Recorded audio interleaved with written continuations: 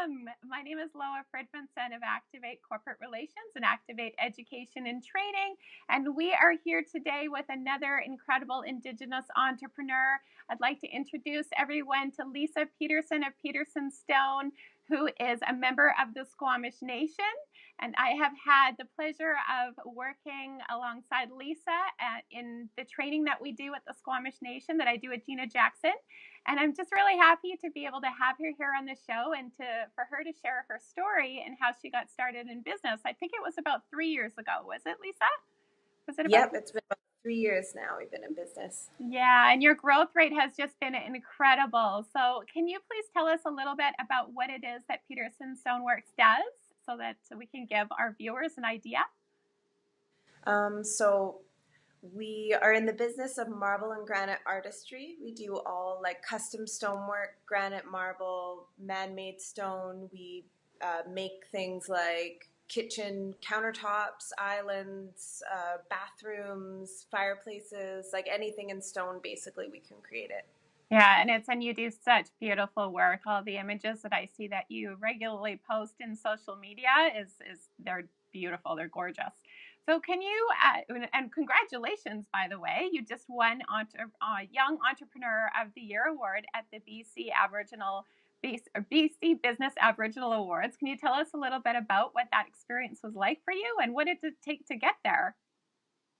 Well, yeah, I guess I was kind of surprised that I won because I didn't even know that we were nominated. So it was kind of cool, I guess. It was definitely an interesting ride to get interviewed and be in the paper and like going and accepting the award and being in a room full of all these successful Aboriginal people who have created these amazing businesses and to be able to be a part of that was like really like an amazing experience. Oh, I bet. And your acceptance speech was so good. Like you are definitely a pro when it comes to speaking in front of probably hundreds of people that were at that event. You did such a great job and you represented Squamish Nation beautifully.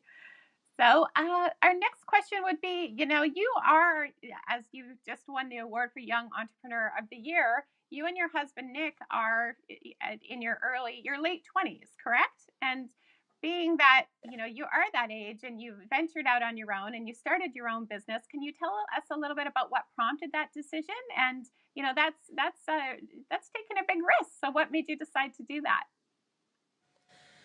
Well, my husband Nick used to work for another granite company, and he basically managed that company for about 10 years or so. We ended up pondering the idea of purchasing 50% of that business. And then going through and all the process of business valuation, business plan, and all that stuff, we got excited about the idea of having our own business, and we ended up deciding that we'd like to start our own instead, and brand it the way that we want it. And it's a lot more work to start from scratch, so it took a lot of thought in order to come to that decision, but I'm glad that we ended up deciding to sort of branch out on our own and, take the leap of faith. Yeah, well, it's obviously paid off. I know you two work very, very hard and you're super passionate about what you do and it shows. And obviously, the kind of quality work that you produce is also very evident in the fact that you have a lot of clients, a lot of customers. And in 3 short years, the growth rate that you've experienced has been really, really impressive. So how many, approximately, I guess you've worked with probably hundreds of people and both in their homes as well as businesses by now. Can you tell us a little bit about who your ideal target customer would be, what that looks like? Yeah, we work with a lot of different I guess our ideal customer, I would say, would be like contractors and designers. We work with tons of contractors and designers and do lots of different work for them. Right. But some of the most enjoyable have been like random one-off customers who are creating a really cool, design around their house, like wanting to use a really interesting or intriguing stone, like a marble or granite that, no one else is going to have that same countertop. So yeah, I guess each one kind of has its perks. So random one-off customer that wants to redo their home, or contractors and stuff that are doing whatever commercial lobbies or developments, or even they're bringing us into their client's home to redo and renovate their place. Fantastic. And what is it? Is there a lot of companies in Vancouver doing what you do? And what sets you apart, would you say? I would say there is like a fair amount of marble and granite businesses that Hmm. are around, but we do well, yeah, 95% of our work is handcrafted, whereas the reverse is true for like most all other companies. I don't actually know of any other that do like handcrafted work. A lot of it's Hmm. done with like a CNC machine and everything like that, but we do all like hand cut miter edging, like the OG bullnose edging and stuff is all done by hand at the shop. So our guys are really really well trained in like the brute force and strength, along with the finesse as well, to get the edging, which I would say would put us ahead. Yeah, well, that certainly shows in the quality of your work that I've seen anyway. It's not that I'm a professional in your area, but everything that I've seen you guys put out in terms of the images, look it looks gorgeous.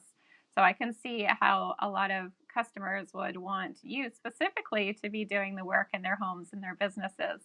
And how many employees do you have? You have a fairly high volume of work. Do you have enough people to support that volume? Yeah, we've got three employees, and then myself. So the guys have their hands full, that's for sure. Right on. And because of the growth too, I would imagine you are looking for more good people to come and work and be with you as you grow.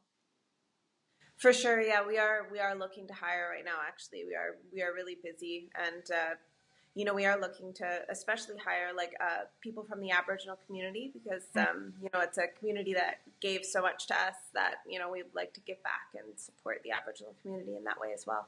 Oh, that's wonderful. I love that.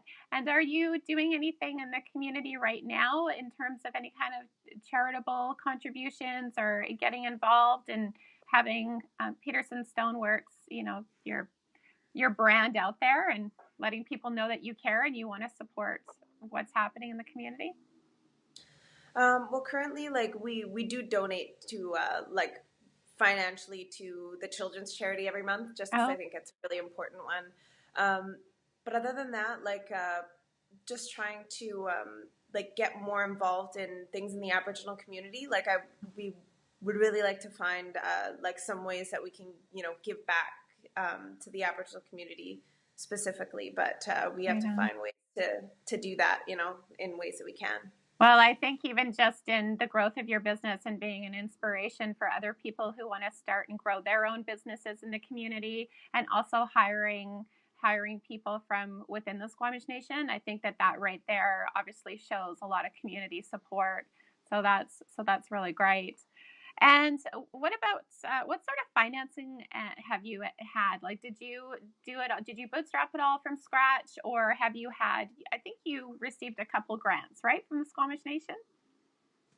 Yes, there was most of our, like, I think the first organization or person who believed in us was Talao, Yeah. Aboriginal Corporation. Especially like Dan Samuels over at TAC has been like really helpful and supportive. They were kind of like our step in the door. So we did receive I think it's called a BEP grant. Hmm. Okay. Um, through them, and then also like an FCF loan where a portion of it is retirable at the end of your loan. And then I think we received two grants from the Squamish Nation Trust as well, who have been really supportive in not just like the classes that you guys put on and stuff, but yeah, the grants, like the marketing grants, go a long way in trying to like help set up your business. Excellent. Yeah, well, I know that there certainly is a lot of support out there for Indigenous businesses, and especially that Squamish Nation, because of Gina's love for entrepreneurship and wanting to really encourage that area. There's been a lot of small business growth and also financing and training. And can you tell us a little bit about the education that you've taken? Hint, hint. So yeah, like I did take the Aboriginal Best program, which is put on by I guess it's Flavio Crone and Christine Kozubak Yeah. and everyone over like that create the program. I Mm-hmm. took that at the Native Education College. I took business management and business marketing at Capilano University. Okay. I think Francis Stagner over at Stitsma was the Yeah. one who told me about a program that was, free for Aboriginal people to take. So I took advantage of that. And then, of course, like the Squamish Nation Trust marketing that I did with you and Activate Yeah. were really helpful.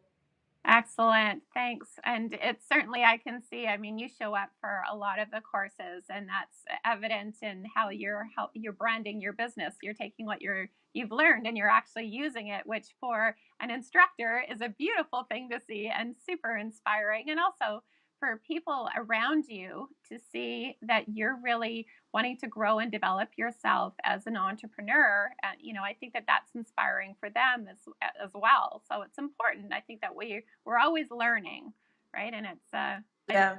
I love seeing this journey for you and how you've developed as a business owner, Lisa. And so, what about what's been one of the biggest lessons in business that you've learned that if you could go back and do it all over again, what would you do differently, if anything? I would say more than anything, just like noting every single thing you do, like basically like every tiny little detail makes a difference when you're in business. Every receipt, every note, every customer's name or phone number, like it's just the detail thing. Sometimes you let those slip at the beginning because you don't think they're super important, but like later on you learn that you have to write down like everything and take note of everything and make copies of everything. And Isn't that the truth? I'd Yeah. And yeah. organization is super important. And like you say, there's going to be at some point a receipt or recalling a meeting or something that you're going to need at some point in the future. So yeah, how true. So that's great advice. And what would you say? What kind of suggestions would you give to other Indigenous people who maybe have the dream of starting a business, but think, oh no, like what would I even do and how would I go about it? What would you say to them? I would say to take advantage of the opportunities that are out there for Aboriginal people. Mm-hmm. Like, even if it's just to get a better education so that, you can go forth and, work for another company if that's your desire. But like taking advantage of, going around and filling out the applications and surveys and doing the testing in order to go get education to better yourself and, taking advantage of like the grants and, like the Aboriginal community is just so supportive. Like when you're to whatever, better yourself, start a business, go to school. There's so many people out there that are wanting to help you, and you just have to reach back. Isn't that the truth? Absolutely. And like I said, Gina Jackson and I are just so thrilled to see what you've done in terms of going after your dreams and running a business and how successful you've been. And same with your cousin Irene Askew, who just won as council member at the recent election, and she's doing amazing things too in her business as a DJ. And there's countless others that we can name, and it's really exciting times right now to become an Indigenous entrepreneur. And you're right, Lisa, there's so much opportunity out there. It's just a matter of going for it, isn't it? Taking that Yeah. one step, that first step. And so what is in the future for you and Nick in terms of the growth of your business? Where do you see Peterson Stoneworks at, say 5 years from now? What do you want to happen? Well, one day I think we want to get a slab machine maybe, and Mm-hmm. like creating slabs as well, or Mm-hmm.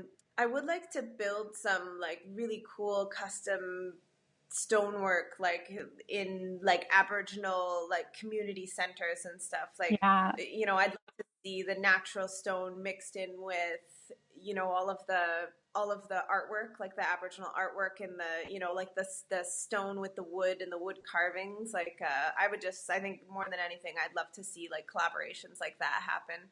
Absolutely. Well, Ed, I have no doubt that that's going to happen. It's probably only months away. I can definitely see you doing a lot of big commercial works. And you obviously, you and Nick both really have a passion for this type of business. It's not just a job for you. You actually take it, and it's an art form, isn't it? It is. I really enjoy like going like at the end I don't usually go on installs and stuff like that, but like for bigger jobs or ones with really cool material that like are interesting to look at. I like to go to the site and take the pictures myself and visit with the Yeah. homeowners or the contractors and see how they liked it all coming together. Like I like to be like an active part of that. I really like to see sort of the end result is the fun part. You can, I see the guys here working, like getting things ready and cutting and polishing and everything like that. But to see it go into the home and see how happy like a customer is, because we are like a finishing product. Mm-hmm. So once the counters are in, like they can really see the renovation coming like to a close. Like they see a light at the end of the tunnel. I feel where Yeah. before it's like empty cupboards and everything is kind of Dustin, yeah. yeah. Absolutely. And you know what I really appreciate about how you and Nick run your business is it's very personalized. You do really build relationships with your customers, and you make sure that all the details are covered. And I think that's, people can feel that, and that's really important to them. So that's obviously also been a big contributor, in addition to the talent that you have with the actual stone, but the relationships that you build.